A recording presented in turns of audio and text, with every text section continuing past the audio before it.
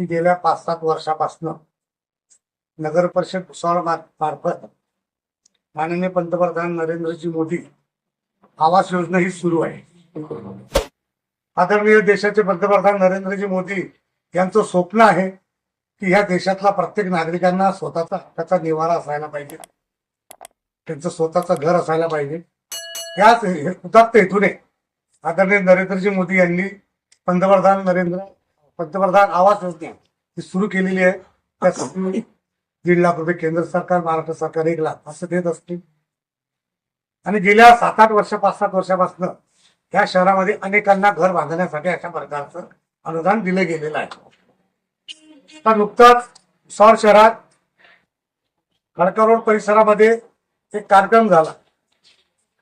तिथं या योजनेच्या संदर्भामध्ये माहिती देण्यासाठी कॅम्प घेण्यात आला।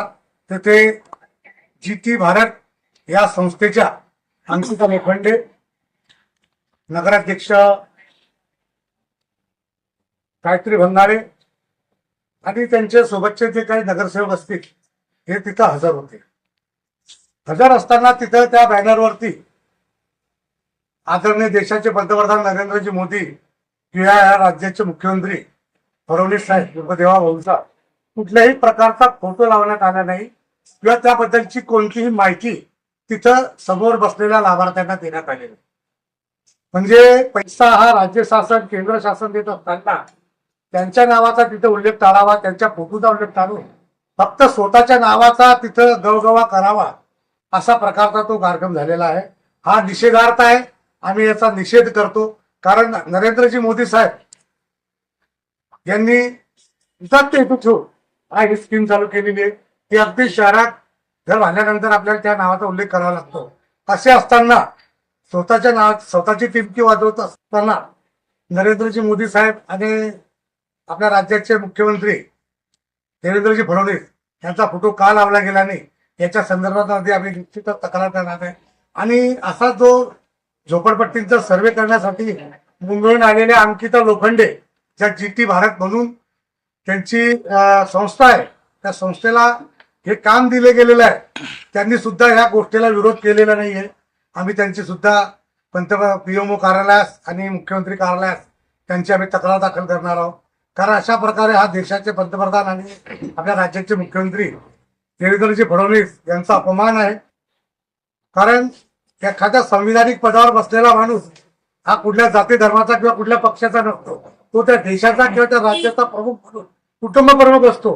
असे असताना त्यांच्या नावाचा उल्लेख टाळणे, त्यांचे फोटो न टाकणे हे केवळ निषेधार्थ आहे आणि याचा जाब आम्ही निश्चितपणे राज्य शासनाकडे तक्रार करून आम्ही तक्रार नोंदवणार आहोत। आमचं फक्त एवढंच सांगणं आहे की ही योजना आपले माननीय प्रधानमंत्री श्री नरेंद्र मोदी यांनी 5 ते 6 वर्षापासून चालू केलेली आहे।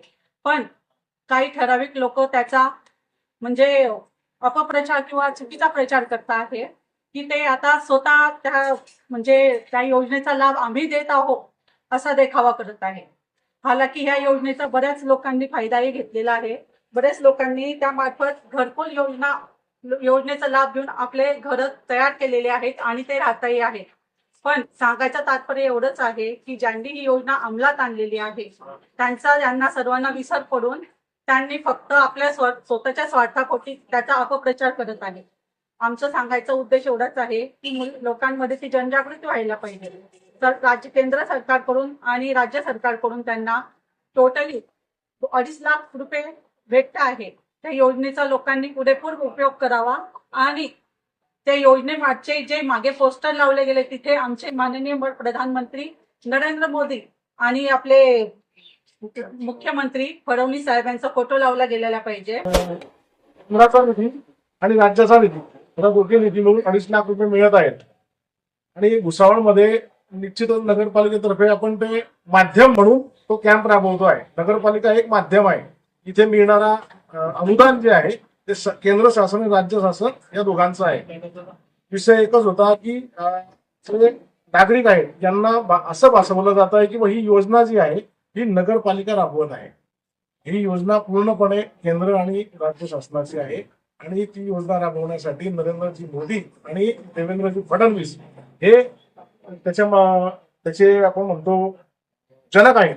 तर निश्चितच एखादं बॅनर लावताना किंवा मग त्याची ब्रँडिंग करताना किंवा जनतेला माहिती देताना निश्चितच नरेंद्रजी मोदी आणि फडणवीस साहेब यांचं नाव घेतल्याशिवाय निश्चितच योजना ही पूर्ण होऊ शकत नाही आणि तशी नागरिकांना ती माहिती दिली गेली पाहिजे. आमचं एकच म्हणणं आहे की यामागे विनाकारण कोणी श्रेय घेऊ नये.